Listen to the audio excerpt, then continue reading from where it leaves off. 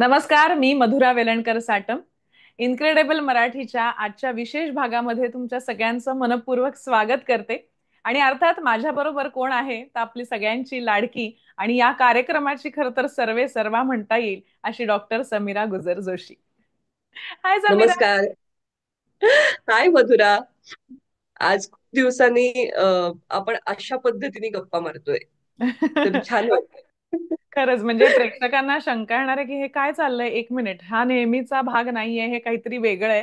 तर बरोबर आहे, हे काहीतरी वेगळं आहे आणि विशेष आहे. अगदी खरं सांगायचं तर आज 31 डिसेंबर, त्याच्यामुळे काय आहे की वर्षाचा शेवटचा दिवस. आणि तुम्ही सगळेजण सुद्धा कुठे कुठे फिरायला गेलेले असणार. तसंच समीरा सुद्धा आज फिरायला गेलेली आहे. आणि मी मात्र कुठे गेले नाहीये या वेळेला आणि मी मुंबईतच आहे. पण त्यामुळे मी मुंबईहून आणि समीरा जिथे फिरायला गेलीये तिथून, आता तिथलं नाव सांगायचं की नाही हे मला माहित नाहीये, पण तिथून आम्ही दोघी तुमच्याशी संवाद साधणार आहोत.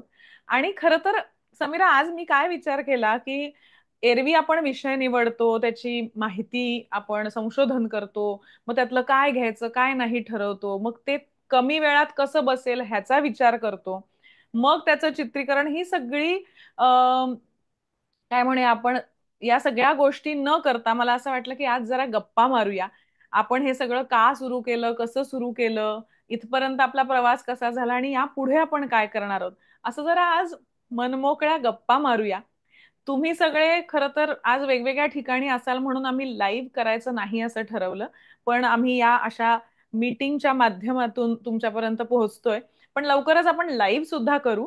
पण म्हणून आज खास जरा गप्पा गोष्टी, आणि त्यात तुम्हीही आमच्याशी गप्पा मारा कमेंट्सच्या माध्यमातून.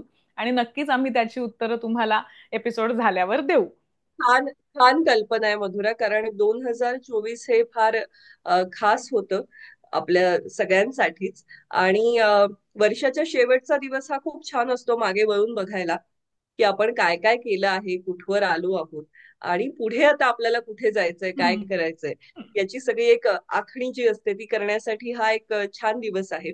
तर मला वाटतं की आपला हा जो परिवार आहे इनक्रेडिबल मराठीचा, तो आता खूप छान मोठा झालेला आहे. आणि या परिवारातले सदस्य सगळीकडे आपल्याला दिसतात, आपल्याला भेटतात. म्हणजे हम्म. कार्यक्रमांच्या निमित्ताने मी जेव्हा बाहेर कुठे कुठे जात असते, तूही जात असशील, तुलाही हा अनुभव आला असेल, तर कार्यक्रम संपल्यानंतर आवर्जून ही सांगणारी मंडळी असतात की आम्ही इनक्रेडिबल मराठीचे भाग बघतो आणि ते आम्हाला खूप आवडतात. अनेक जण असंही म्हणतात, आणि मला ती खूप छान गोष्ट वाटते मधुरा, की अनेक जण हम्म. म्हणतात आम्ही तुमची वाहिनी बघतो. आ.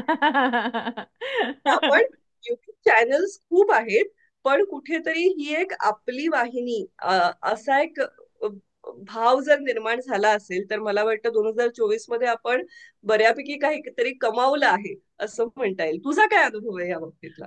नाही, खरंय म्हणजे आम्ही ज्या वेळेला खरं ठरवलं ना की आपण एक युट्यूब वाहिनी सुरू करूया, त्याच्यावर काय करूया, आम्ही आम्ही खूप दिवस खरं तर ठरवत होतो की काहीतरी करूया काहीतरी करूया, पण आम्ही काय करूया कसं करूया याचा विचारच केला नव्हता.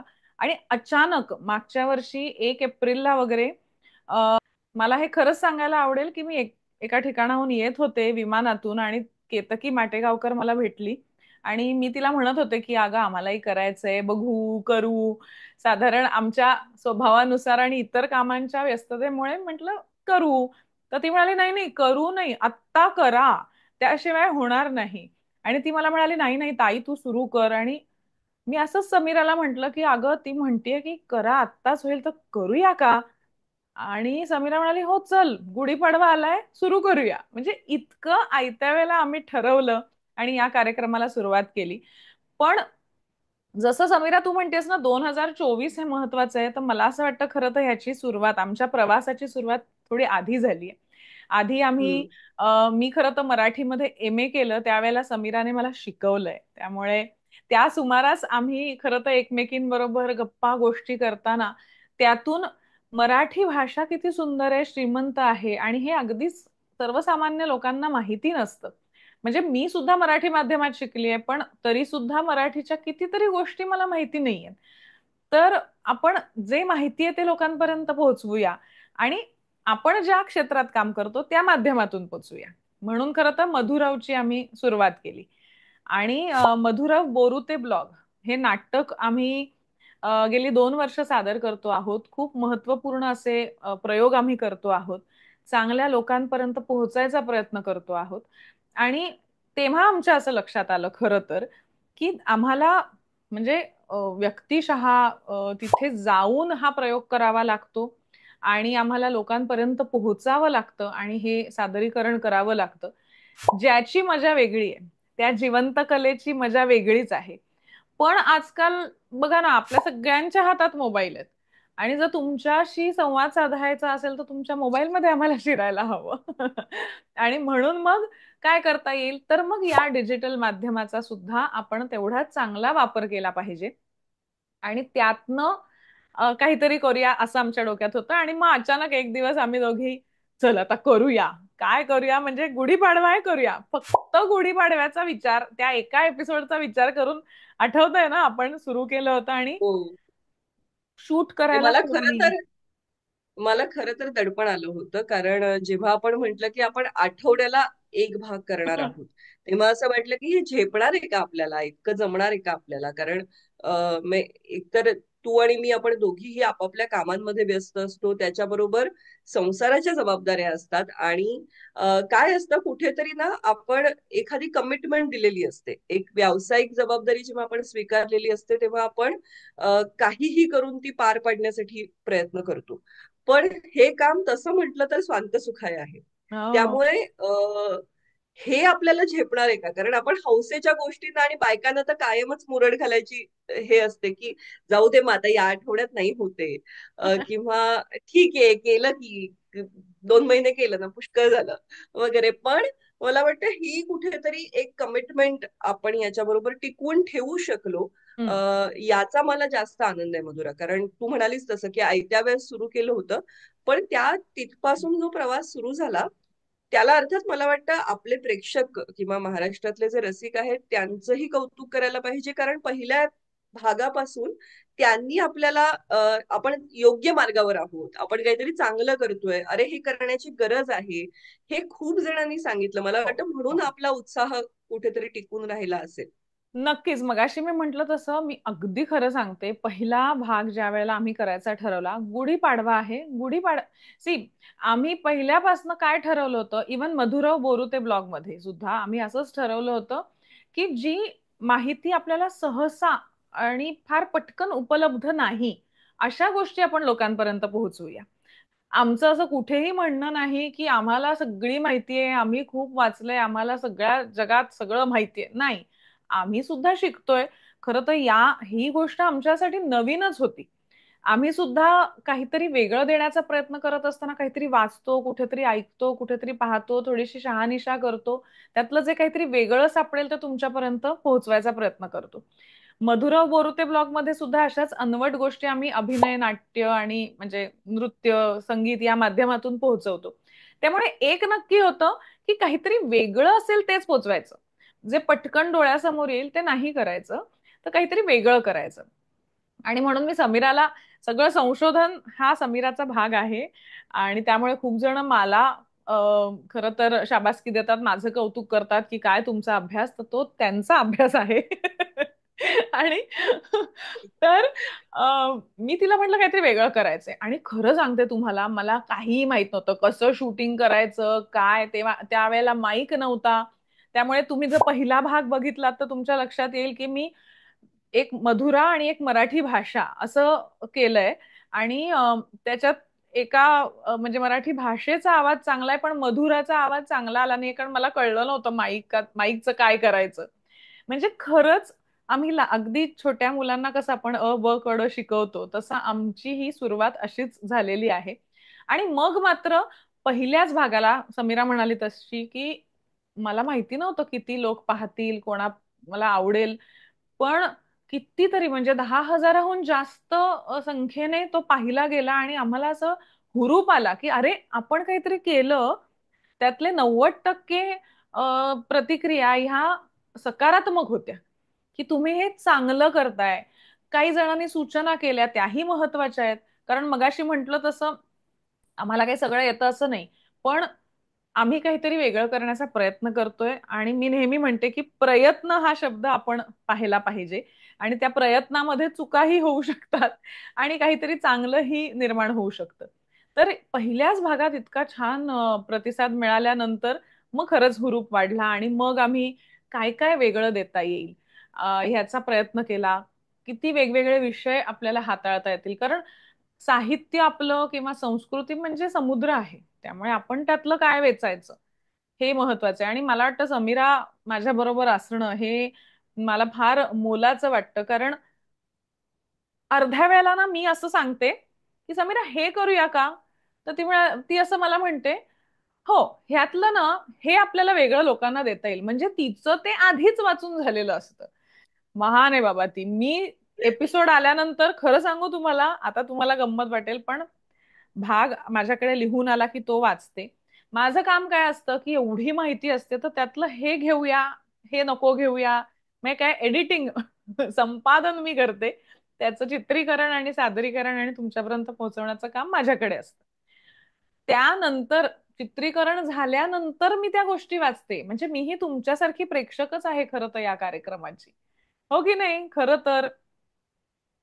नाही नाही, पण मला एक गंमत या निमित्ताने सांगावीशी वाटते की अ, माझ्या समोर ना जी कल्पना तू आणली ही की आपण काहीतरी अनवट गोष्टी मांडूया, त्याचा विचार करताना मला नेहमी पु ल देशपांडेंचं एक वाक्य आठवतं की पु हम्म. ल असं म्हणतात की ही जी पुस्तकं आहेत आपल्या समोर, ती खरं तर त्या पुस्तकातून त्यातले लेखक आपल्याशी बोलतात. हम्म. म्हणजे साने गुरुजींना मी नाही भेटू शकलेले, पण साने गुरुजी मला पुस्तकातून भेटू शकतात. हम्म. किंवा महात्मा फुलेंना मी नाही भेटलेले, पण मी त्यांना पुस्तकातून भेटू शकते. हम्म. ही सगळी पुस्तकं हा एक प्रकारे म्हणजे एक एखाद्या मोठ्या महालाचं प्रवेशद्वार असावं, तशी ही पुस्तकं आहेत. वा. आणि मला वाटतं की तीच भूमिका कुठेतरी आपल्याला इनक्रेडिबल मराठीमध्ये सुद्धा दिसते, की आपण प्रवेशद्वारातून फक्त आत पाऊल टाकतो. अजून पुढे आपल्याला खूप पाहायचं असतं. म्हणजे बरोबर. अनेकदा असंही होतं की लोकांना असं वाटतं की हा विषय आणखीन सविस्तर तुम्ही का मांडला नाहीत किंवा हम्म. काय. तर मला वाटतं की तू आता म्हणालीस तसं की लहान मुलांनी पहिली पावलं टाकावी, हम्म. तसा हा आपला प्रयत्न आहे. त्या त्या विषयामध्ये आपण धडपडत अडखळत एक छोटासा प्रवेश केलेला आहे. हम्म. आणि हम्म. ती पण खूप मोठी गोष्ट आहे, कारण या बरोबर. निमित्ताने अनेकांच्या मनामध्ये त्या विषयावरचं कुतूहल जागं होतं.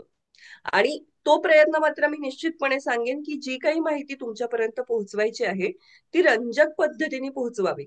म्हणजे आता जसं मधुरा म्हणाली की ती प्रेक्षक आहे, तर ती होती त्या अर्थाने प्रेक्षक आहे की ज्याला मी म्हणेन की ती खरं तर समीक्षक आहे, की एखादा विषय मांडल्यानंतर तो कसा मांडला गेलाय, त्यातला काही भाग रंजक वाटतोय का नाही वाटत आहे हे ठरवणं, तो जो एक फिल्टर अलीकडच्या भाषेत सांगायचं तर फार गरजेचा असतो की लोकांपर्यंत आपल्याला नेमकं काय आणि कशा पद्धतीने पोहोचवायचं.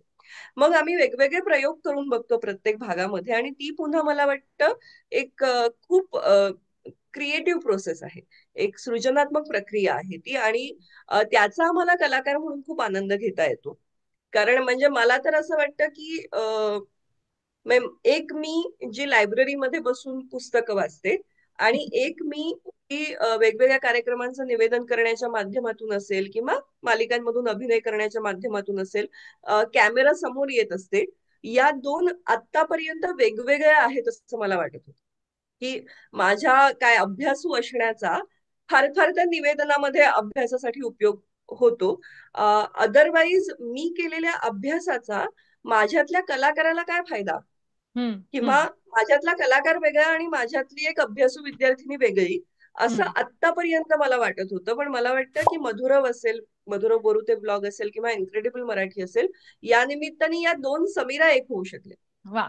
माझ्यातल्या विद्यार्थिनीला कुठेतरी वाव मिळाला स्टेजवरती येण्याचा, हम्म. आणि स्टेजवरच्या कलाकाराला वाव मिळाला लायब्ररीत डोकावण्याचा. सो या दोन गोष्टी एकत्र झाल्या, याचा मला खूप आनंद आहे. आणि कुठे अनेक लोक हे म्हणतातही की अलीकडच्या काळात सोशल मीडिया किंवा ही जी काही समाज माध्यमं आहेत ती हम्म. कशी वापरावी, कशी हम्म. वापरू नये, हम्म. याच्यावरती चर्चा खूप होत असतात. बरोबर. अनेकांचे मार्ग आपल्याला तात्विक दृष्ट्या पटले नाही, तरी सुद्धा ते लोकप्रिय करण्यामध्ये आपला सहभाग असतो, हे नाकारता येत नाही. हम्म. बरोबर. पण त्याच जोडीने मला वाटतं मग तो कसा असावा या दृष्टीने जेव्हा लोक आपल्या कलाकृतीचं नाव घेतात किंवा असं म्हणतात की तुमच्या माध्यमातून हा एक चांगल्या प्रकारे या गोष्टींचा वापर होतो आहे, हम्म. तर ही मला वाटतं खूप मोठी शाबासकी आहे. आणि कुठेतरी हा विचार आपल्याही मनात होताच की आपण जर काहीतरी लोकांसमोर आणतो आहोत तर ते चांगल्या माध्यमातून आणावं, चांगल्या प्रकारे आणावं आणि ते अभिजात असावं. नाही, आणि मला नेहमी असं वाटतं की आपण टेक्नॉलॉजी मध्ये इतक्या म्हणजे इतक्या गोष्टी आता निर्माण झालेल्या आहेत, नवनिर्मिती इतकी झालेली आहे, तर अनेकदा आपण ना पटकन त्यांना नावं ठेवतो की बापरे, आजकाल ना तर फोनचं अगदी वेडच लागलेलं आहे, आजकाल हेच. मान्य आहे मला त्याचा अतिवापर आणि त्याचा चुकीचा वापर नक्कीच करू नये, पण त्याचा योग्य वापर करता येत असेल तर काय हरकत आहे. आणि ज्या वेळेला इनक्रेडिबल मराठी हा कार्यक्रम आम्ही सुरू करायचा ठरवला, त्यावेळेला एक पहिली गोष्ट अनेकांनी म्हणजे ना, मी नेहमी म्हणते की कुठल्याही कार्यक्रमाच्या खाली जेव्हा कमेंट्स आपण वाचतो, त्यावेळेला त्या प्रतिक्रियांमध्ये 90% सकारात्मक प्रतिक्रिया असणारे कार्यक्रम खूप कमी आहेत. अनेकदा हम्म. नावं ठेवली जातात, पण आपल्याकडे नावं ठेवण्यापेक्षा ना आपल्याकडे सूचना केल्या जातात किंवा आपल्याला सुधारलं जातं. जसं कुठल्या तरी एका भागामध्ये माझ्या एका शब्दाचा उच्चार चुकला होता. कधी कधी घाईत शूट करताना लक्षात येत नाही, आणि जेव्हा एपिसोड झाल्यावर अरे, आपलं चुकलंय हे. आणि ह्याची कोणीतरी जेव्हा दखल घेतं आणि आपल्याला दाखवून देतं ना, तेव्हा खरं तर आनंद होतो की लोकांचं हम्म. इतकं लक्ष आहे आणि लोक इतकं खरंय. शांतपणे आणि ऐकतायत, लक्ष देऊन ऐकतायत. त्यामुळे चुका होतात, पण सूचना फार महत्वपूर्ण असतात. अर्थात त्याचबरोबर काही काही सूचना दुर्लक्ष करण्यासारख्याही असतात. पण तेच मी म्हणत होते की आपल्याकडे ती संख्या खूप वेगळी आहे, म्हणजे कौतुक जास्त आणि त्यानंतर सूचना, टीका जवळजवळ होत नाही. कारण कदाचित ही भाषेची आणि या भाषेसाठी आणि या संस्कृतीसाठी केलेल्या कामाची, अनेक मंडळींनी केलेल्या कामाची ही पोचपावती आहे, त्यात आमचं काही नाहीये. पण ते कामच एवढं मोठं आहे की आम्हाला आशीर्वाद जास्त मिळतो टीकेपेक्षा. मला या निमित्ताने हे नक्की सांगावंसं वाटतं की अनेकदा असं होतं, म्हणजे तू टीकेचा जो उल्लेख केलास, तर खूपदा असं होतं की आपण फार जुन्या पुस्तकांबद्दल बोलत असतो. तर त्यामुळे तो काळ मांडत असताना कधीतरी आपले जे जुने संदर्भ दिले जातात ते हम्म. खास करून मला वाटतं म्हणजे जेव्हा लोक युट्यूब वाहिनीवर पूर्ण भाग पाहतात तेव्हा त्यांना खटकत नाहीत. पण हम्म. अनेकदा जेव्हा आपल्या इन्स्टावरती काही रील्स पडतात, काही हम्म. शॉर्ट्स पडतात, तर हम्म. त्यामध्ये तो भाग अख्खा दिसत नसतो, त्यातला एकच मिनिटाचा कुठला तरी काहीतरी एक भाग त्यांना आपण ऐकवत असतो.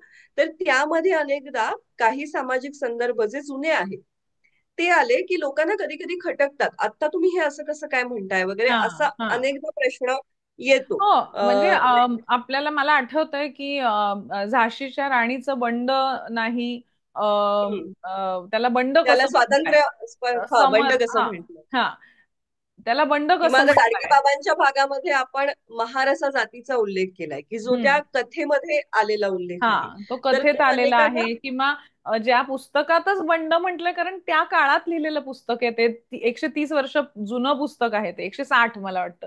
तर हम्म. अनेकदा म्हणजे मला असं वाटतं की आमची एक जबाबदारी जशी असते ना, की आम्ही काय सादर करतोय त्यात आमच्या कमीत कमी चुका व्हाव्या, तर नक्कीच आमचा हा प्रयत्न राहील की आम्ही जितकं बेमालूम आणि चांगलं काम करू शकू, हा आमचा प्रयत्न राहीलच. आणि त्या दृष्टीनेच आम्ही काम करतोय. पण मला नेहमी असं वाटतं की प्रेक्षक म्हणूनही आपली काहीतरी जबाबदारी असते. आपण जेव्हा प्रेक्षक म्हणून एखादा कार्यक्रम पाहतो, तेव्हा आपण नीट पाहतो का, नीट ऐकतो का, किंवा ते केल्यानंतर आपण त्याच्यावर विचार करून बोलतो का? म्हणजे बोलणं महत्वाचं आहे, सूचना करणं महत्वाचं आहे, पण किती विचार करतो? सो प्रेक्षक म्हणूनही तुमची काहीतरी जबाबदारी आहे असं मला वाटतं. आणि आणि ह्यात ती सुद्धा, बऱ्याच अंशी निभावली सुद्धा जाते. हा, मी म्हणजे तेच म्हणणार होते, नक्कीच म्हणजे मला. कधी कधी असंही आम्हाला पाहायला मिळतं की कोणीतरी टीका केली आहे आणि त्याच्यावर आपल्याच प्रेक्षकांनी उत्तरं दिली आहेत. म्हणजे आम्हालाही उत्तर देण्याची वेळ येत नाही, तर त्या आधीच कोणीतरी उत्तर दिलंय की अहो नीट वाचा, अहो नीट ऐका, किंवा ह्याचा संदर्भ असा आहे. आणि कसं आहे ना, हा कुठलाही म्हणजे कुठलीही गोष्ट, आता आपण आपल्या घरात राहतो तेव्हा आपल्या आईबाबांशी आपलं अनेकदा पटत नाही. दोन माणसं आली की तत्व भिन्न असतात, वाद होतात, विवाद होतात, काही गोष्टी पटतात, काही गोष्टी नाही पटत. प्रत्येकाचा दृष्टिकोन वेगळा असतो. सो कधीतरी असं होऊच शकतं की कोणाला तरी ते नाही पटलं, कोणाला तरी ते नाही रुचलं. पण आपण शक्यतो प्रयत्न करतो की याच्यामध्ये कुठेही कोणाचं मन दुखावू नये. जी आहे ती माहिती फक्त पोहोचवण्यासाठीच हे माध्यम आहे. त्यामुळे ही दखल प्रेक्षक म्हणून तुम्ही घ्या. मी सांगणार आहे या वेळेला या निमित्ताने की खरंच आणि त्याचबरोबर तुमच्या सूचना मात्र चालू ठेवा, कारण त्या निमित्ताने आम्ही पण शिकतो आहोत आणि आम्ही दोघीही विद्यार्थी दशा कायम चालू म्हणजे राहावी या विचारांचे आहोत. या आणि खूप विचारां सुंदर सूचना असतात, त्या आपल्याला विचार करायला भाग पाडतात. काही काही वेळा आपण पुन्हा जाऊन संदर्भही तपासलेले आहेत, शोधतो. की हो. बाबा हा ती एक जबाबदारीची जाणीव करून देणं जे आहे, तेही पुन्हा फार महत्वाचं आहे. हो. आणि तू म्हणालीस तसं, की ह्या सगळ्या भाग जो आहे हा आनंदाचा आहे. आपण काहीतरी माहिती घेतली, त्याचा आपल्याला आनंद झाला आणि तो आनंद आपण सगळ्यांबरोबर वाटून घेतोय. त्यामुळे त्याच्यामध्ये कधीतरी तपशिलाच्या चुका असू शकतात, होऊ शकतात, याचं भान आपल्यालाही आहे, नक्कीच नाही, म्हणजे. आणि साधी गोष्ट ना, आपण कुटुंब म्हणतोय ना, कुटुंब म्हटल्यानंतर तुम्ही पण आमचेच आहात आणि आम्ही तुमच्या आहोत. त्यामुळे आम्ही चुकलो तर तुम्ही सुधारणार, तुम्ही चुकलात तर आम्ही सांगणार. इतकं ते खेळीमेळीचं असावं, यापुढेही असंच राहावं. कारण जसं सूचना आणि कौतुक या दोन्ही गोष्टी आम्हाला मिळाल्या, तसंच मला असं वाटतं की या निमित्ताने खूप चांगली माणसं जोडली गेली. म्हणजे तुम्ही झाशीच्या राणीच्या वंशजांनी आपल्याला मेसेज केला, संपर्क त्याच्यानंतर केला. त्याच्यानंतर गोडसे गुरुजींच्या पणतूनी आपल्याशी संपर्क साधला. त्यांनी आपल्याला त्यांचं इतर साहित्य वाचण्यासाठी त्यांच्या घरी सुद्धा बोलावलं. त्यानंतर सरोजिनी बाबर त्यांचे भाचे, त्यांनी आपल्याला त्यांचं बरचसं साहित्य जे हस्तलिखित त्यांच्याकडे आहे ते पाहायला बोलवलं. आणि तुम्ही इतकं छान काम करताय की तुम्हाला लागेल ती मदत आम्ही करू. त्याचबरोबर मला असं वाटतं, आपण केळकर वस्तू संग्रहालयामध्ये सुद्धा त्यांनी आपल्याला ती मुभा दिली की इथे येऊन तुम्ही तुमचं शूटिंग करू शकता. आणि इतकं चांगलं आपल्याला त्यामुळे पाहायला मिळालं, ऐकायला मिळालं. त्याचबरोबर मला असं वाटतं की एक अतिशय या निमित्ताने मला खरंच सांगायला आवडेल की मराठी साहित्य संमेलन जे दिल्लीला पार पडणार आहे, तिथे आज मधुर बोरुते ब्लॉगचा प्रयोग आहे. कारण खरंच या साहित्यिकांनी आपल्या मराठीसाठी जे केलेलं आहे, ती सगळी श्रीमंती सादर करण्याचं भाग्य आम्हाला या सगळ्या साहित्यिकांसमोर मिळणार आहे. तर हे काहीतरी चांगलं काम करतोय आणि ते पोहोचतंय लोकांपर्यंत, ते आवडतंय. इतकंच नाही तर काही इंग्रजी शाळांमध्ये, काही बाहेर देशातल्या शाळांमध्ये सुद्धा आज इनक्रेडिबल मराठीचे भाग दाखवले जात आहेत. तर मला असं वाटतं हम्म. की त्याच्या मागचा जो विचार आहे, त्याचा प्रसार आणि प्रचार करणं हा आपला मुख्य हेतू आहे. आणि तो कुठेतरी या इतक्या 7-8 महिन्यामध्ये आम्हाला इतकी माणसं जोडली गेली. अगदी अहो साधी गोष्ट म्हणजे पैठणी सारखं एक छान ब्रँड, पैठणीच्या ओढण्या आणि पैठणीचे वेगवेगळे काय म्हणूया आपण त्याला, पेहराव जी डिझाईन करते, तिने आम्हाला सांगितलं की अरे तुम्ही एवढं छान करताय, माझ्या साड्या तुम्ही घ्या, किंवा माझ्या ओढण्या मी तुम्हाला देते. किंवा आमची मैत्रीण आहे मानसी, जी देवबाभळीमध्ये जिने काम केलेलं आहे, तिचा खणाच्या कपड्यांचा अ, अ, व्यापार आहे. तर तिने सांगितलं की मला तुम्हाला माझे कपडे द्यायला आवडतील. त्यामुळे मला असं वाटतं की या निमित्ताने माणसं जोडली गेली आणि एक चांगलं काम लोकांपर्यंत पोहोचतं आहे. तर त्यासाठी इतके हात म्हणजे कसं असतं की एखादी चळवळ असेल, एखादी चांगली गोष्ट असेल, तर ती हात पकडून जेवढी लांब आपल्याला साखळी करता येईल तेवढी ती पुढे जात राहील. आमचे एक देवधर काका मला आहेत, वाटतं या त्यांनी निमित्ताने आपण चौलचा अनुभव सुद्धा लोकांना सांगावा. हो, चौल प्रकाश आणि आणि आपण देवधर कसे काका, देवधर काका आणि हो. चौल दोघांचंही सांग, कारण सांगायलाच पाहिजे असं मला वाटतं. या दोघांविषयी आणि अशा अनेक गोष्टी आपण ऐकणार आहोत, पण पुढच्या भागात, म्हणजे अगदी उद्याच. नवीन वर्षाच्या सुरुवातीला. भेटूया.